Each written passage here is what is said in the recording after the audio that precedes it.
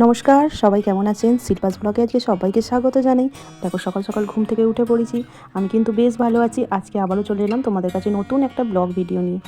সত্যি কথা বলতে নতুন একটা দিন শুরু হওয়া মানে নতুন আবারও একটা গল্প নিজেদের জীবনে শুরু হলো।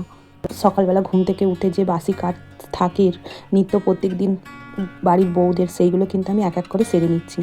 তো বন্ধুরা, তোমরা কে কী করো সকালবেলা উঠে প্লিজ কমেন্ট করে জানাবে। আর দেখো সত্যি কথা বলতে প্রত্যেকটা দিন রাত হয় একটা নতুন সকালের জন্য। দেখো একটা নতুন সকাল, একটা নতুন দিন, আমরা কিন্তু রোজ রোজ এইভাবে একটা করে দিন কিন্তু এগিয়ে যাচ্ছি। দেখো এবার আমি সমস্ত কাজ সেরে নিয়ে ব্রাশ করে নিচ্ছি। আর দেখো সকালে উঠেই দেখতে পাচ্ছি যে বৃষ্টি হয়েছে। আর এবছর সত্যি বলছি যেন বৃষ্টির শেষ নেই, মানে প্রত্যেক দিন বৃষ্টি হয়ে যাচ্ছে, মানে একটা দিনও বন্ধ নেই। তো যাই হোক, তারপর দেখো ব্রাশ সেরে নিয়ে এদিকে স্নানটাও ভালোভাবে সেরে নিয়েছি, দেখতেই পাচ্ছ। তো ভালোভাবে স্নানটা সেরে নিয়ে এবার যাব পুজোর দিকে। তো পুজো টুজো এবার করে ফেলেছি। দেখো ঠাকুরতলা থেকে ঘুরে এসে এদিকে আমি চা বসিয়ে দিয়েছি। দেখো তো চা করব এবার সবার জন্য। তো সবাই বলতে বাড়িতে মোট 3 জন চা খাই, আমি, আমার হাজব্যান্ড মানে তোমাদের দাদা ভাই, আর আমাদের মা বলতে আমার শাশুড়ি মা। আর আমার ছেলে তো খায় কমপ্লেন, তোমরা দেখেছো অনেকেই। তো যাই হোক, চাটা বসিয়ে দিলাম। আর সকালবেলা সত্যি বলছি চায়ে একটু আদা না দিলে ঠিক ভালো লাগে না।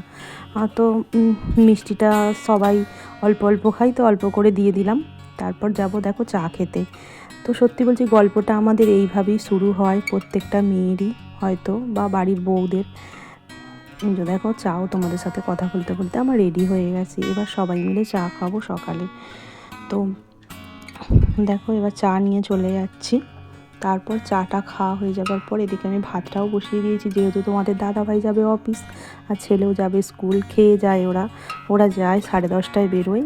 আর তোমার দাদাভাই আর আমার ছেলের স্কুলও একই জায়গায়, ওর অফিসটাও ঠিক একই জায়গায়, সেই জন্য ওরা সবসময় একসঙ্গেই বেরোয়।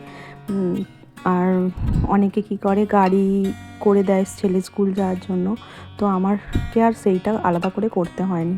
তো এদিকে রান্নাবান্নাও দেখো শুরু করে দিয়েছি, ঝোল বসিয়েছি। তারপর দেখো করলা আলু পেঁয়াজ দিয়ে ভাজা করছি, দেখতেই পেয়েছো। আর আজকে একটু ভাবছি এরকম ঝোলই করব, কারণ মানে করছি। আর তারপর দেখো এই যে মাছ ভাজতে দিয়েছি, মাছের ঝাল করব।